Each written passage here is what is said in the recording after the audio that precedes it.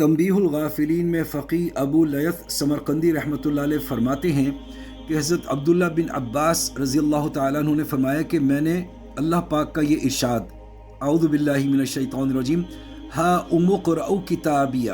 لو پڑھ لو میرا نامہ اعمال سنتا تھا لیکن میں نہیں جانتا تھا کس کے لیے کہا۔ ایک دن حضرت کعب رضی اللہ تعالیٰ عنہ حضرت عمر فاروق رضی اللہ تعالیٰ عنہ کے پاس آئے، ہم بھی امیر المؤمنین کے پاس بیٹھے تھے۔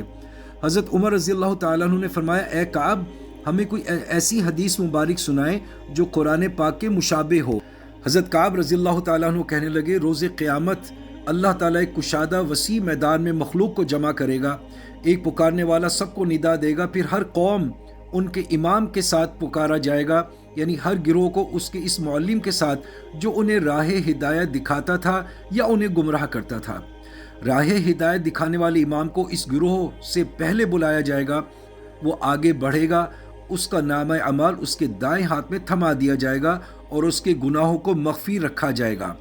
اس پیشوا کے گناہ لوگوں پر تو ظاہر نہ ہوں گے،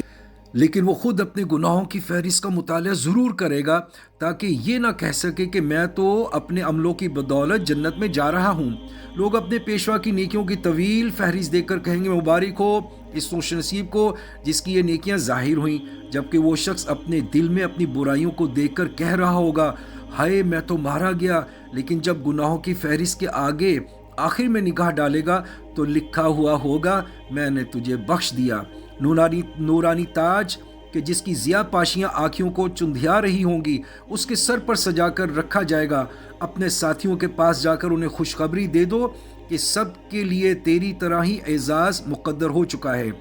جب یہ ہادی اور پیشوا اپنی قوم کی طرف متوجہ ہوگا تو قوم کہے گی یہ ہم میں سے تو نہیں لیکن الہ العالمین اسے ہم میں سے بنا دے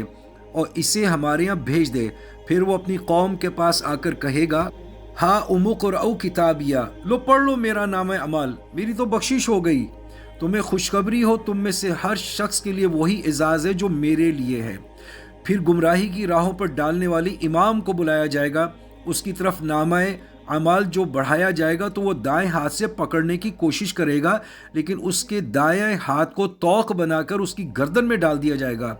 پھر بائیں ہاتھ سے جو پکڑے گا تو اس کا بایاں ہاتھ اس کی پشت کے پیچھے ہوگا جس کے لیے اس کی گردن بھی ٹیڑھی ہو جائے گی۔ پھر اس کی نیکیوں کو پڑھنے کے لیے اس کے سامنے کیا جائے گا تاکہ وہ یہ نہ کہے کہ میرے گناہ تو یاد رکھے ہیں اور میری نیکیاں فراموش کر دی گئیں۔ اللہ تعالیٰ فرمائے گا تو نے فلاں عمل کیا، میں نے تیرے عمل کی جزا تجھے دے دی۔ ایسے ہی نیکیوں کی پوری جزا دے کر اس کے گناہوں کے دفتر لوگوں کے سامنے ظاہر کر دیے جائیں گے۔ لوگ دیکھ کر پکاریں گے ہلاکت ہو ایسے شخص کے لیے جس کی برائیاں ظاہر ہوئیں، حتیٰ کہ جب وہ اپنے نامہ اعمال کو پڑھ لے گا تو آخر میں ایک جملہ لکھا ہوا پائے گا تجھ پر عذاب الہی کی مہر ثبت ہو چکی۔